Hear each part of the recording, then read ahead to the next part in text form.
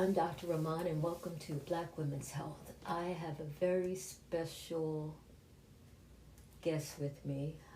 She is actually a patient at Today's Woman, and the other day I saw her in the office and she had a story to tell. And after hearing her story, I thought it was a true picture of healthcare as we know it today. And I asked her if she would be willing to share her story.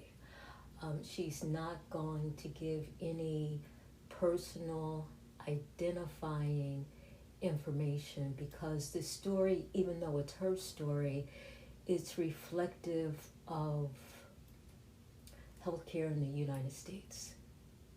And so, with that, I have to say, welcome. Thank you.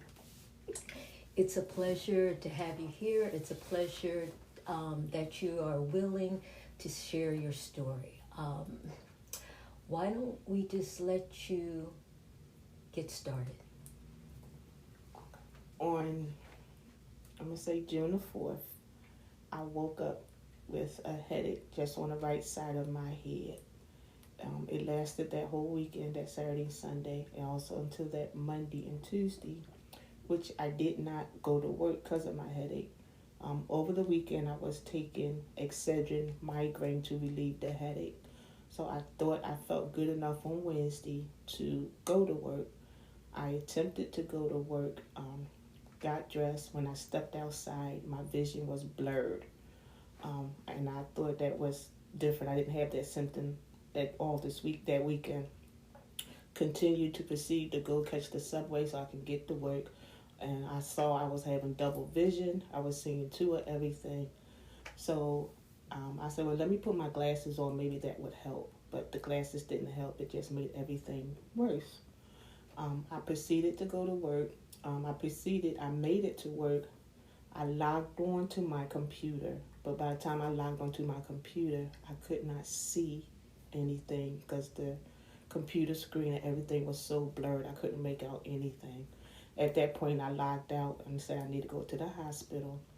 I went downstairs and let my supervisor know I need to go to the hospital. They called the ambulance. I was taken to Jefferson Hospital. At that time, Jefferson wanted to know what brought me in. I explained to them why I was there that day. They immediately took me to get an MRI of my brain.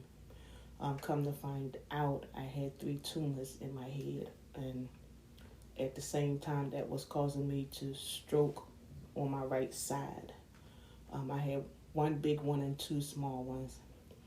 And on top of that, Jefferson had also told me the tumors did not start there. They had to start from somewhere else in my body. So they proceeded to do a CAT scan of my chest and stomach area. And at that time, they saw something on my lungs. They didn't tell me or confirm at that time what it was because they wanted to do the lung biopsy first. I had the lung biopsy done, and come to find out I have lung cancer. For someone like me that never smoked a day in my life, never abused alcohol or drugs, it's kind of alarming to me. How do I end up with lung cancer? Never had no serious injuries, no serious sickness or anything like that. No hospitalizations, no surgeries or nothing in my life. And I get hit with this all at once. So in the process of all this, I had to let it sink in. They finally confirmed that it was cancer on my lungs. And it had traveled to my brain, and that's why I had this stroke.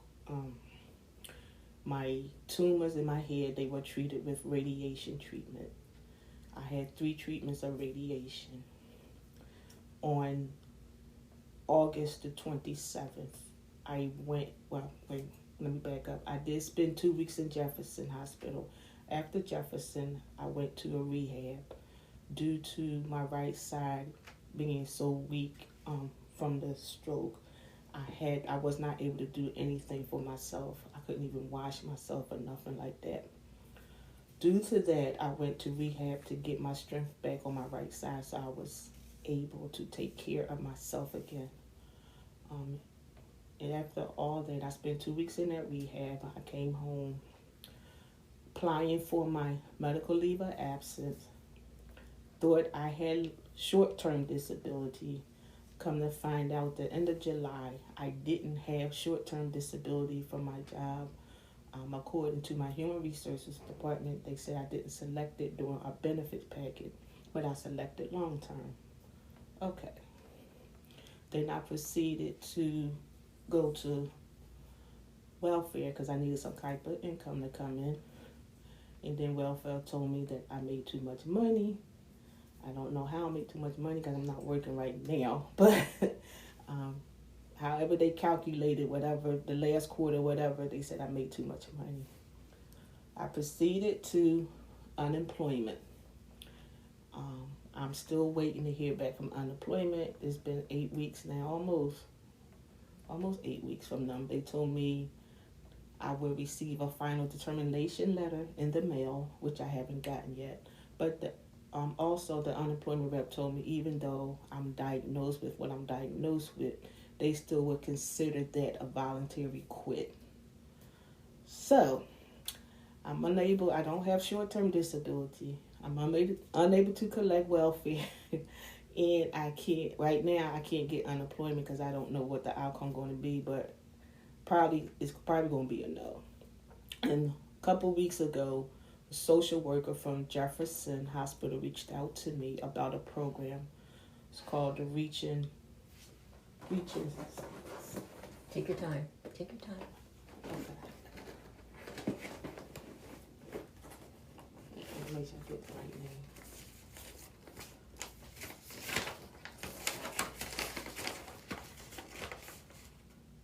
Family Reach Foundation, and it's to help families and that have or patients that have cancer and they are struggling with paying their bills or anything like that. It's a grant program they offer.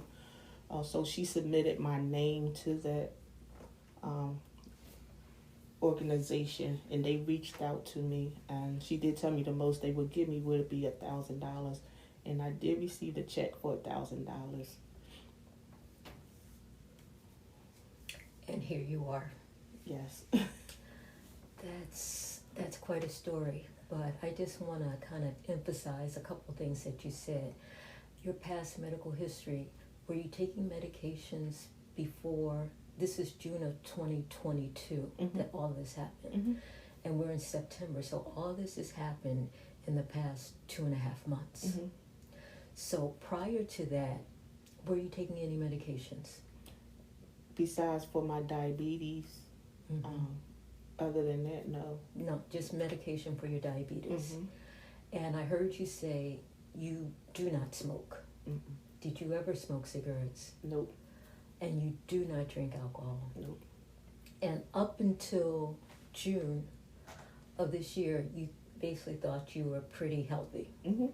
No medical problems. And this difficulty just kind of came up out of the blue. You woke up one day and you had blurred vision. Yeah, well, I had that. It started with the headache on the right side. Headache first, yes, and then the blurred vision, and then the weakness. The double vision and blurred vision, double vision, and then the weakness on the right side. So, I heard you say you took some Midol or. I took Excedrin migraine because for your that weekend for the headache, and then you tried to go to work on that Wednesday because I didn't go to work that Monday and Tuesday. You didn't go to work Monday and Tuesday. So I felt better Wednesday. Okay. I said I think I'm gonna go to work, and that's why I attempted to go to work. But did you also say you had blurred vision when you tried to go to work that day?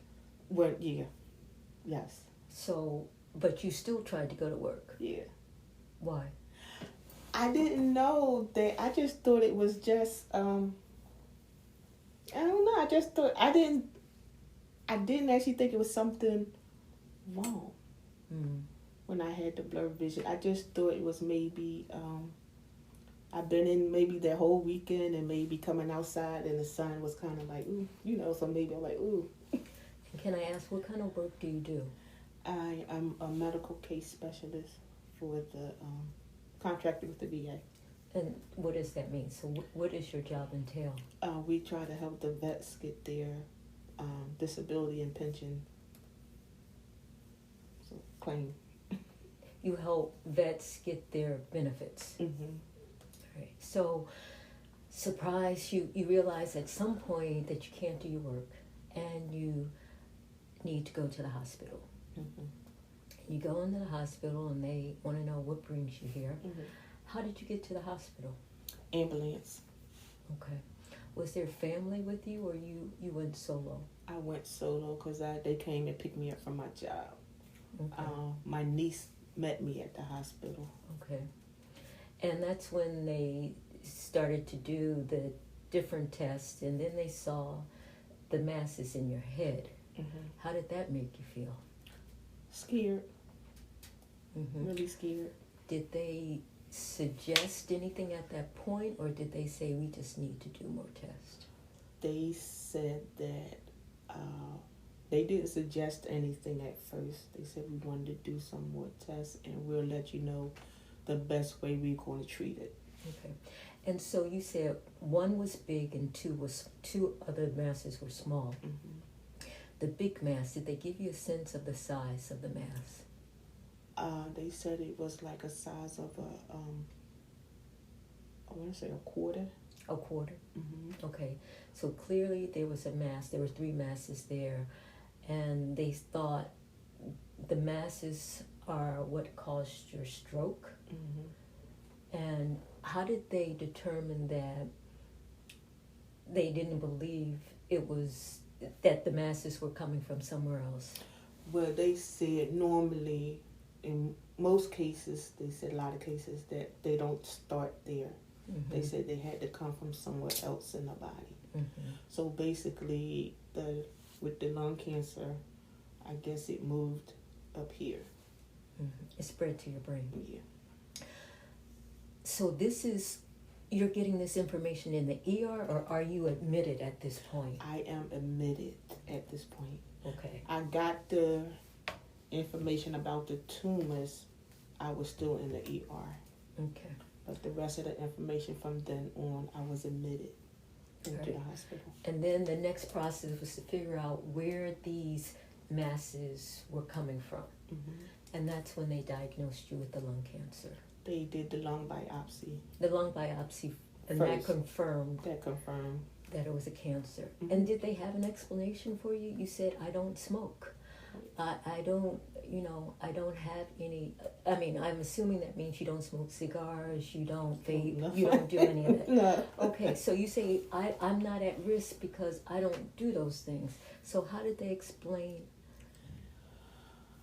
Well, the oncologist that I see, he said, I know you're wondering, a person like you, never smoked a day in your life, never abused alcohol or drugs, and you wonder how you end up with lung cancer. I said, yeah.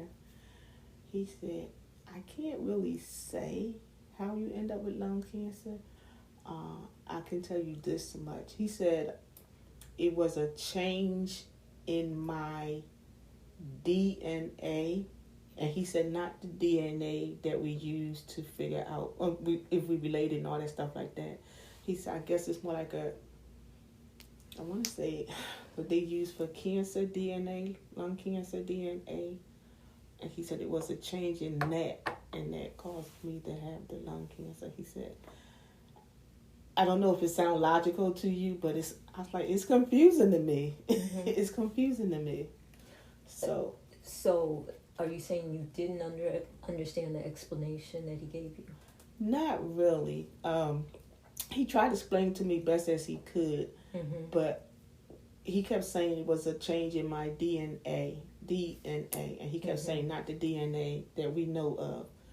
But he said he is finding more often that more and more patients are coming up that don't smoke. Really? Is coming up with lung cancer. So he said he's finding a lot of that lately. All right. And so then has to be devastating. Very. It sounds like it's one of those moments when life flashes in front of your face. It was. All right, so now you have the stroke as a result of the masses, and you find that the masses are a result of the cancer that spread to your brain, and that you didn't have risk factors. And I think what's scary when you hear your story is we think that if we don't do certain things, or if we don't engage in certain activities, we don't have to worry as much about coming down with something like this. Right. That's what I always thought. Yeah, and so what it means is it could happen to anybody. Right. Even someone such as yourself who would have basically said, I think I'm a pretty healthy person. Mm-hmm. Wow. All right, so you have this devastating news, and so the treatment, they decided to do the radiation to your brain first. Mm-hmm. Okay. How did that go? That went well. I had three treatments, like I said, and I went back. I went for I had an MRI of my brain done August the 27th, and on August the 2nd, I met with the doctor, and she told me that my MRI was good. They didn't see no more signs of the tumors. The tumors were gone after the radiation. Mm-hmm. Well, that's good news. Yep. And did they say you would have to get MRIs periodically? Yeah. Yes, I have to go back in December for another MRI. Because they say there's always a chance that they might come back. Mm-hmm. So they want to keep on top of it.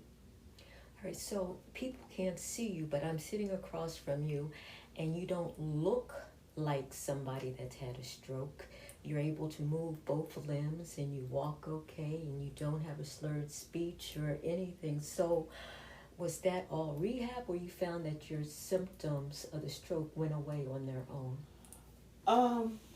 By stroke, I didn't. When I had the stroke, I wasn't paralyzed on my right side. My right side was just very, very weak. And it was to the point I needed assistance with walking, like a walker or somebody to come help me, walk or stuff like that. I didn't have the slurred speech. I didn't have the, twisted mouth or anything like that. I was still able to move my right side, but it just was very weak and very painful. How long did it stay that way? It stayed like that for the whole month, maybe the whole month of June, or maybe like the first 2 weeks of July. Okay. And so, had you gone back to work? This happened in June. You got this devastating news, one thing after another. Just when you think it's bad, they come back and let me tell you this, it gets worse. Yeah. Did you ever go back to work? I haven't gone back to work. So you haven't been to work since that day in June? Right. Okay. Now, because you worked for the VA, you had health insurance. Mm-hmm. And that covered all of your treatments. Mm-hmm. Okay? Mm-hmm. And they still cover your treatments, correct? Yes. But the problem is you're not working. Right. And so we're talking about basic income at this point. Mm-hmm. And so you said the first step was you went to, you said it earlier, when you realized that you needed money to live. It's great that you were getting the health insurance, and that was covering, because that probably would have been a very expensive hospital bill. Yes. You said that you went to your job. I went to my to apply. When I realized I was going to be out of work, I was going to need time off. I applied for a medical leave of absence, which is FMLA, they call it. And at the time, I did thought I had the short-term disability, because I know I have long-term disability. So when they did all my paperwork and everything for that, that's when they let me know I didn't select my long-term benefits when we had our benefit selection process. They just told me I selected the long term. They told me I didn't pick short term.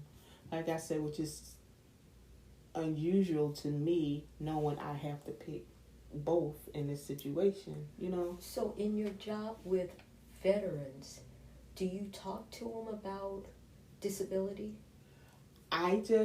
What I do, I talk to them, but I don't talk to them about disability. I set up their appointments so they can go to the doctors, Okay. schedule their appointments. I basically schedule them for their appointments. Okay, so to be clear, you did have FMLA leave. I have FMAL, yes. But that's good for 12 weeks? They gave me about 6 months to be out. So you have 6 months where you're covered by FMLA, Right. Family Medical Leave of Absence, right? Mm-hmm. And during that time, you get part of your salary, correct? I don't get any of my salary. They said it's unpaid. Oh, so you no salary at all. No. The security is that you have a job at the end of your FMLA. Mm-hmm. And so 6 months of FMLA, but no pay. Mm-hmm. And that's when you decided that you would go to see about, and so you didn't have short-term disability. Mm-hmm. When does long-term disability kick in for you? Now that, I don't know. I was supposed to call them, and I didn't call them and ask them that. So I said, oh, I don't have short term. So I don't know if I have to have, because I was told I have to have short-term disability. Then when my short-term disability run out, my long-term would kick in. Long-term disability would kick in. But by me not having short-term disability right now, I don't know if my long-term would kick in. So you're not even sure if you're going to get long-term disability. Right. All right, so still no money. Right. And the next step is you try going to the welfare office because you have no income at this point. Right. And they look at your pay stubs. Right. And they say you make too much money. They did whatever they calculate. Calculations. They use whatever. Go by quarters or something. Whatever quarter. Okay, the last work quarter, last 3 Yeah. months, and they want to see how much you earned in the past 3 months. Right. So they use that, and I don't think that's fair. But I don't know how. I don't think that's fair. So they looked and they said too much. Did they say come back after another 3 months of not working, or you've got no guidance? Okay. They didn't say. They just said you make too much money, you won't be eligible. All right. So no short-term disability. Well, no income coming in. No short-term disability. Too much money in the last quarter to qualify for welfare. And then you go to the unemployment office. Mm-hmm. All right, and they say we don't know. Right, basically. We have to look at things. Right. And we'll get back to you. Right. But it's now been 8 weeks? Since August 1st when I applied. So we get ready going to October? Yeah. So it'll be 2 months. So they told me 6 to 8 weeks, but like she told me, I will get a final letter in the mail about my final determination on my claim.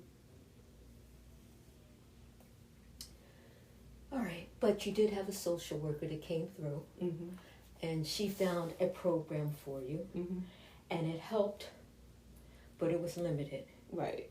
It was $1,000. Right. And so in the past, so this happened, did this happen beginning, middle, or end of June that you went to the ER? The beginning of June. Beginning of June.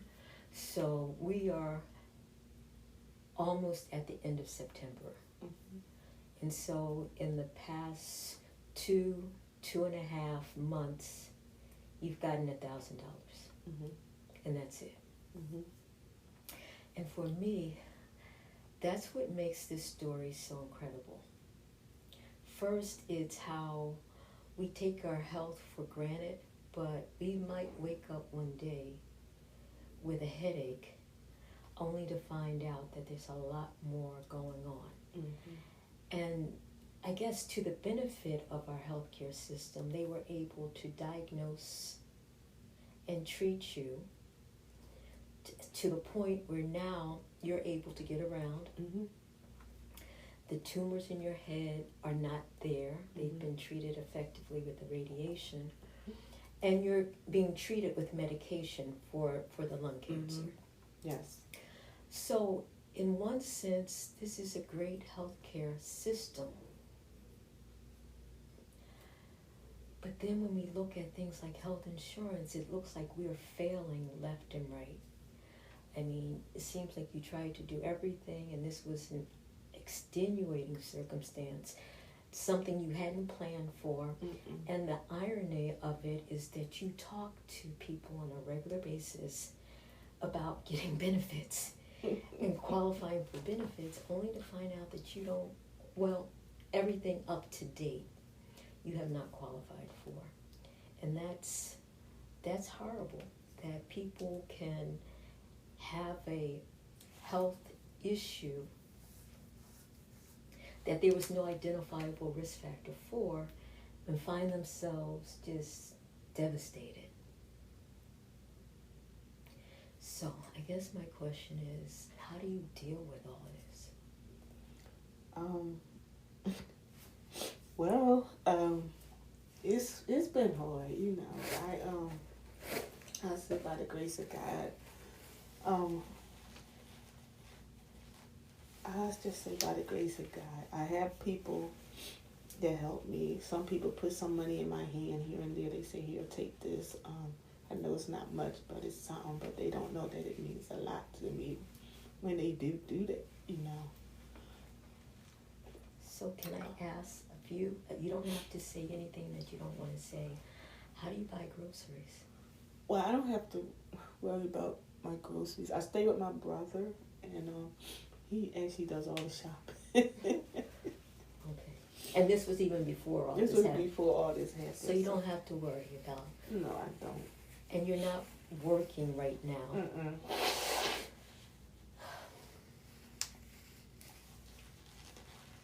Tell me about the importance of having people that are around you, and what would you like to hear from people? You know, we can't make the cancer go away. Right. What is helpful to you? Or what's not helpful? A lot of prayers go up for me, which I really do appreciate. Like I said, I have a very strong, I have a very strong support system. My church, my family, my friends, and like I said, even my co-workers and the people I hang out with when I go out line dancing. I have a great support system, so they are always there to let me know I'm not in this by myself. You know, yeah. Is there something, if you could ask us for something, what would you ask for? You mean like the health system, or just or in general? I mean, what could anyone do that would help make the situation better for you? Well,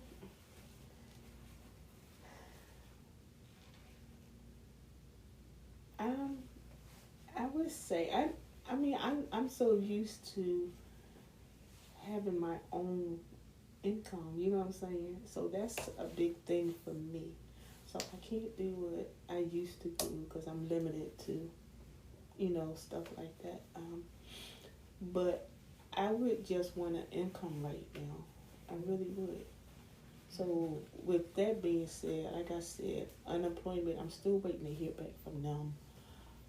But I have a feeling they're going to deny it, because like the rep told me, even though I'm diagnosed with the lung cancer, they still consider that a voluntary quit. So that was my question. Why are we assuming that you quit? why can't it be?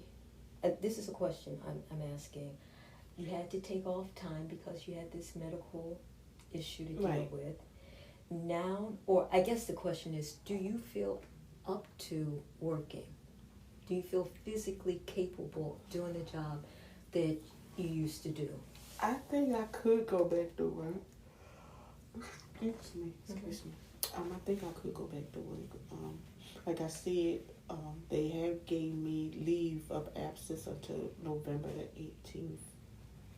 But I don't know if I'm gonna stay out till then. Maybe I might go back to work next month sometime.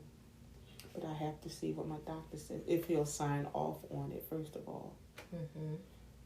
Because he might not sign off on it. So I can't go back to work until he gives me the okay. Mm-hmm. And right now they're saying no. He's saying no right now. And he's saying no because you've been responding to the medication. Right. But he's saying no because it's too taxing on your body. He's saying no because I guess he still wants to see if I will have any of the side effects from the medication, in which they are pretty. I didn't bring it with me, but it's a list of side effects. I really haven't had any of them besides being. Sometimes I'm tired, real tired easily. Mm-hmm. And also, but no really bad side effects. I haven't had any really that's bad one. good. Yeah. So, but I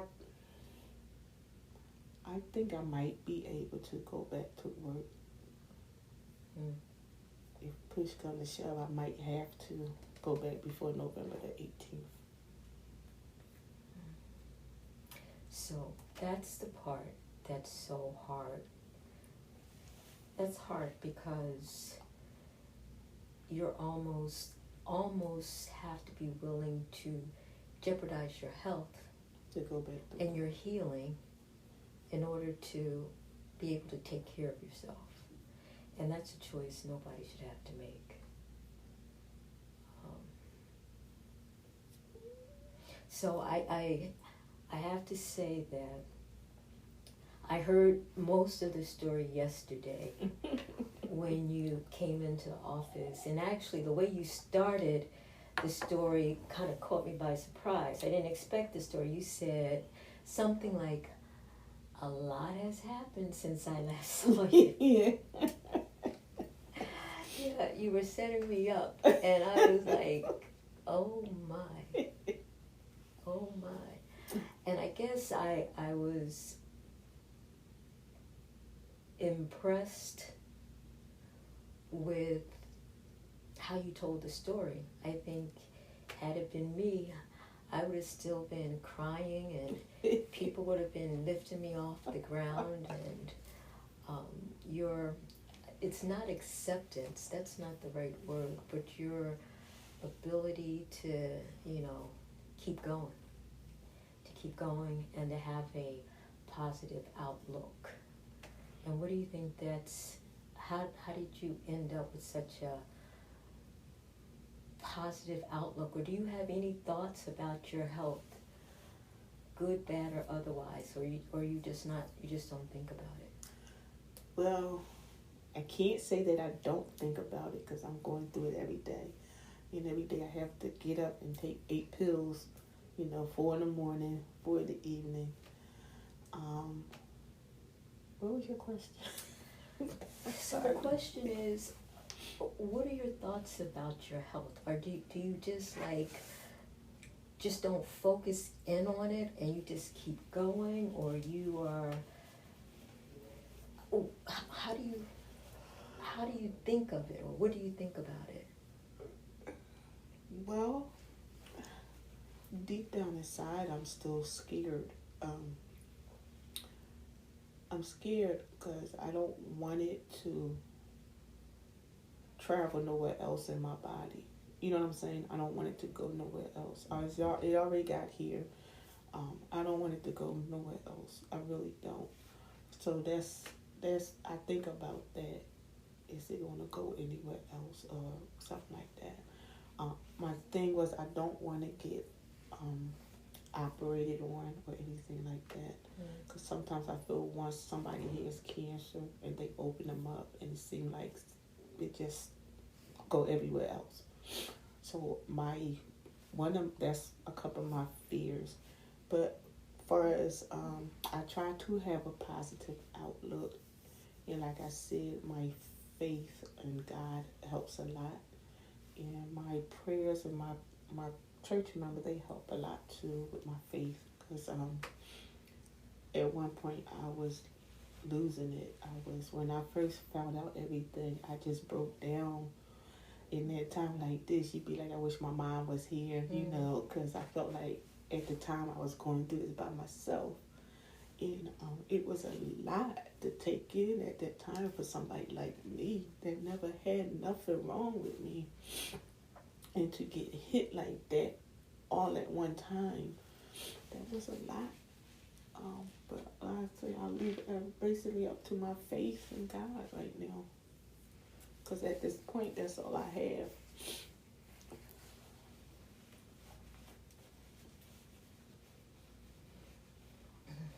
So, I think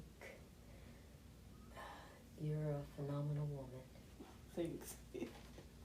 This podcast was started way back when about Black women's health, and I think you're just a glowing example of when something happens out of the blue, the strength and the dignity and the faith that you have shown in the midst of your storm is admirable.